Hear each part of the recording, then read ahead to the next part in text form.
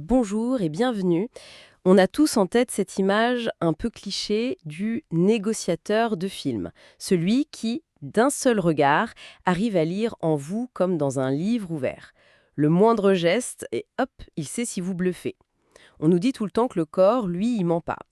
Mais voilà, les sources qu'on analyse aujourd'hui posent une question un peu dérangeante. Et si c'était l'inverse? Et si le langage corporel, c'était pas un détecteur de vérité, mais le meilleur outil pour la fabriquer, voire même une arme? C'est exactement le point de départ. Le postulat de la source est assez radical. L'idée, ce n'est plus de se demander qu'est-ce que le corps de l'autre me dit, mais plutôt qu'est-ce que je veux que mon corps, à moi, lui raconte.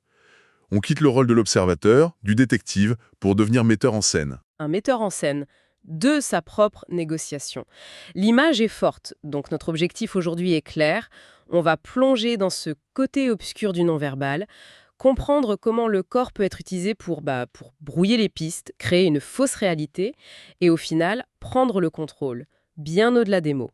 C'est un changement de paradigme total. On passe de l'observation passive, où on essaie de décoder les signaux de l'autre, à une projection active, consciente.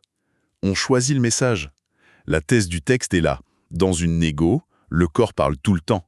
La vraie question, c'est est-ce qu'on le laisse improviser ou est-ce qu'on lui donne un script? C'est une prise de contrôle. Alors justement, allons dans le concret, parce que ça peut sembler un peu abstrait comme ça. Le texte donne des tactiques très précises, et la première m'a vraiment interpellée. Elle va à l'encontre de tout ce qu'on apprend. On nous dit «soyez confiants». Mais là, la première stratégie, c'est de faire semblant d'être nerveux, alors que tout va bien. Mais pourquoi on ferait ça? C'est complètement contre-intuitif. C'est une manœuvre psychologique redoutable. Le but est très simple, faire baisser la garde de l'adversaire. Pensez-y une seconde. Une personne qui a l'air nerveuse, la voix qui tremble un peu, qui évite le regard, qui gigote sur sa chaise, eh bien, on l'aperçoit presque toujours comme étant en position de faiblesse, comme quelqu'un qui manque d'assurance. Du coup, la personne en face, elle, se sent immédiatement plus forte, plus en contrôle. Ah, d'accord. Elle se dit «celle-là, je vais en faire qu'une bouchée, c'est dans la poche». C'est ça l'idée. Exactement. Et ce sentiment de supériorité, c'est un piège. Quand on se sent en position de force, on devient moins vigilant. On peut être tenté de montrer son jeu trop vite, ou de faire une première offre au moins bonne en se disant «Ah, ça passera sans problème». On sous-estime complètement la personne en face. C'est risqué quand même, non? Ça a un vrai rôle de composition. Si on est une mauvaise actrice, si l'autre s'en rend compte, c'est fini. La confiance est rompue et la négociation est morte. Absolument. Le risque existe. C'est une tactique de haut niveau. Ça demande de la finesse. Il ne s'agit pas de trembler comme une feuille non plus, mais d'introduire des signaux subtils. Une petite hésitation dans la voix sur un point clé, un regard qui fuit au moment de parler d'un chiffre. L'idée, c'est de semer le doute sur sa propre confiance. Si c'est bien fait, l'autre ne se dira pas «il joue la comédie». Il se dira «tiens, là il n'est pas sûr de lui, il y a une faille». Et c'est là qu'il tombe dans le piège. C'est fascinant. On joue avec l'ego de l'autre, en fait.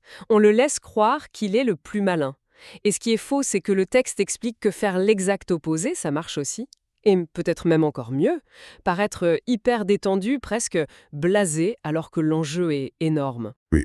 On passe de la fausse faiblesse à la fausse force en tranquille, le faux calme. Là, l'objectif est complètement différent. On ne cherche plus à endormir l'adversaire, mais à le déstabiliser. Imaginez la scène. Vous venez de faire votre meilleure proposition, celle sur laquelle vous bossez depuis des semaines. Et la personne en face reste parfaitement immobile, silencieuse, avec juste un petit sourire en coin. Rien, zéro réaction. Ah oui, c'est le cauchemar absolu. Moi, je serais en panique. Mon cerveau se mettrait à mouliner, à se dire «Ok, mon offre est ridicule, il se moque de moi, qu'est-ce qu'il sait que je sais pas?» On se met à douter de tout instantanément. Voilà, ce calme imperturbable, ça crée un vide. Et la nature humaine a horreur du vide. L'autre va se sentir obligé de combler ce silence. Et il va le combler avec ses propres angoisses. Stratégiquement, ça le pousse à surargumenter. Il va se sentir obligé de justifier son offre, de la vendre avec plus d'énergie. Et en faisant ça, il nous donne des infos cruciales sur un plateau. Il va peut-être révéler ses marges, ses vraies priorités, sans même qu'on ait posé une seule question. On inverse la dynamique. Ce n'est plus à nous de convaincre, c'est à lui. C'est une forme de domination très subtile. Le pouvoir est dans l'inaction. Une inaction calculée. Mais là aussi, attention, il y a une ligne à ne pas franchir. Oui, j'allais y venir. Le risque, c'est pas de passer pour quelqu'un d'arrogant ou de méprisant. Ça peut braquer l'autre et le pousser à partir, non par faiblesse, mais juste par énervement. C'est le danger, oui. Ce fou calme doit être teinté de respect. Le corps est détendu, mais ouvert. Le regard est direct, mais pas défiant. Ce n'est pas un calme de confrontation, c'est un calme de maîtrise. La nuance est essentielle. Il ne faut pas que l'autre se sente jugé, juste qu'il sente qu'on est difficile à impressionner. D'accord. Donc on a la fausse nervosité pour endormir et le faux calme pour déstabiliser. Mais la source va encore plus loin, avec une technique que tout le monde connaît un peu, mais poussée à l'extrême. Faire semblant d'être complètement indifférent à une offre, qu'on veut à tout prix. Là, on touche au principe le plus fondamental de la négociation.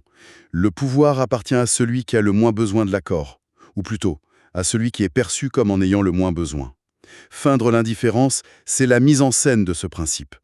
Ah, mais ça, c'est la technique que tout le monde connaît un peu, non? Le coup de l'appartement qu'on visite et qu'on adore, mais on fait la fine bouche. Ah oui, mais il y a des travaux et puis l'exposition. C'est exactement ça, mais appliqué à des enjeux plus importants. L'offre arrive sur la table, même si elle est géniale, la réaction non verbale, c'est un léger haussement d'épaule, un regard un peu vague.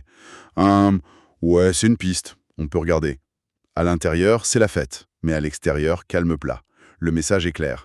J'ai d'autres options, probablement meilleures. Du coup, l'autre se retrouve dans la peau du vendeur. C'est à lui de nous convaincre. La peur de nous voir partir, ce fameux FOMO, la peur de rater l'affaire, ça devient son moteur. Et c'est là que le rapport de force bascule. Pour susciter notre intérêt, il va devoir améliorer son offre. Il va proposer des concessions qu'il gardait en réserve, ajouter des bonus. Il se met à négocier contre lui-même, simplement parce qu'on a projeté une image de détachement.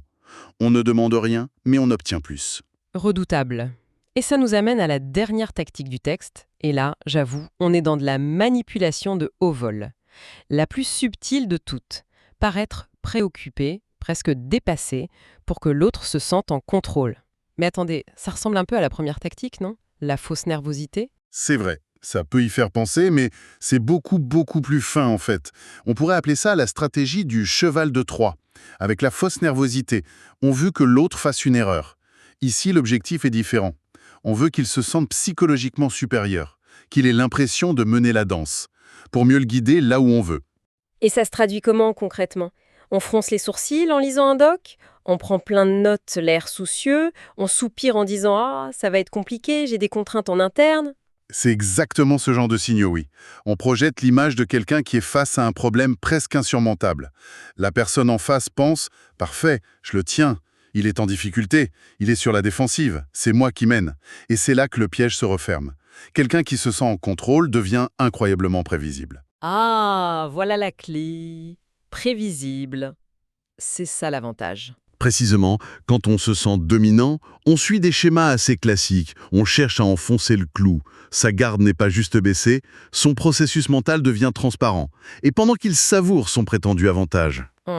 C'est l'autre, celui qui fait semblant, qui tire les ficelles en coulisses. Il peut guider la conversation, poser des questions faussement naïves et amener l'autre exactement là où il voulait. C'est le contrôle absolu, déguisé en perte de contrôle. C'est presque machiavélique. C'est de la manipulation de perception. On ne joue plus seulement avec la perception que l'autre a de nous, on joue avec la perception que l'autre a de son propre pouvoir dans l'échange. On lui donne l'illusion de la puissance. Quand on met toutes ces tactiques ensemble, le fil conducteur est limpide. Le but, c'est toujours de créer un décalage, une asymétrie totale entre la réalité et la perception qu'en a la personne en face. C'est le point fondamental. Le corps n'est plus un simple accessoire. Il devient un instrument stratégique, aussi important que les chiffres ou les clauses d'un contrat. C'est la conclusion du texte, d'ailleurs. Le corps devient une pièce maîtresse sur l'échiquier. Et la leçon plus large à en tirer, c'est que le but n'est pas juste d'apprendre à mentir avec son corps. C'est trop simple. C'est de comprendre que toute la dimension non verbale est un champ de bataille informationnel. Chaque posture, chaque silence est une information. La question, c'est pas d'arrêter d'émettre, c'est impossible. C'est de choisir ce qu'on émet. Donc si je te suis bien, la maîtrise, ce n'est pas la fameuse Poker face, ne rien laisser paraître. Et active. Elle consiste à décider, en fonction de son but, quelle émotion doit paraître pour produire l'effet voulu. On ne se cache pas. On sculpte la perception de l'autre. C'est une compétence de projection. Ça change complètement la façon de voir une négociation. Ce n'est plus un simple débat. Ça devient une sorte de performance théâtrale, où chaque geste fait partie d'un script invisible. Le pouvoir, c'est le contrôle de ce script. Et ça a une conséquence directe. Savoir que ces manipulations existent, ça nous oblige à regarder les autres différemment. On ne peut plus juste chercher le petit tic qui trahit le mensonge. C'est une vision dépassée. On doit chercher la mise en scène. On passe de détective à critique de théâtre, en quelque sorte. C'est une excellente analogie. La question n'est plus « est-ce qu'il ment ?», mais « est-ce qu'il joue un rôle ?» Cette nervosité, est-ce qu'elle sonne juste ? Ce calme est une façade. On analyse la performance. Ça soulève une question de fond, en fait. Où est-ce qu'on trace la ligne entre l'influence habile et la tromperie pure et simple? Et puis si on pousse la logique, si les deux personnes à la table sont des maîtres dans cet art, qu'est-ce qui se passe? Est-ce que ça devient juste un théâtre d'illusions, un ballet où les mots, au final, ne veulent plus rien dire?